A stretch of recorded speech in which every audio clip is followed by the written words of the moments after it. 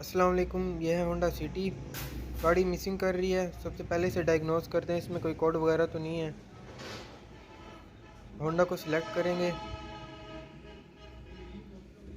उसके बाद automatic select, read VIN, auto read VIN ये करेगा। रीड विन कर लिया इसने। अब okay, Honda City, yes, general. जिन दोस्तों ने चैनल को सब्सक्राइब नहीं किया उनसे गुजारिश है कि चैनल को सब्सक्राइब कर लें। डायग्नोसिस, कंट्रोल यूनिट, इसके बाद इंजन,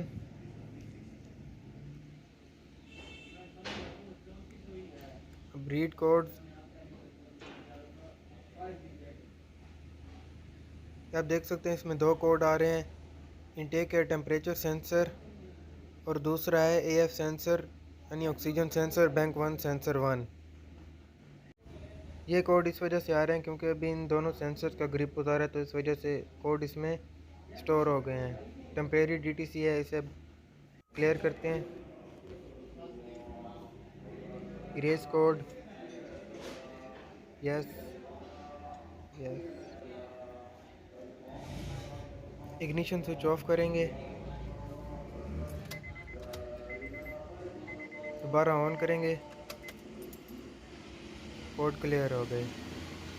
आप देख सकते हैं नो फॉल्ट कोड।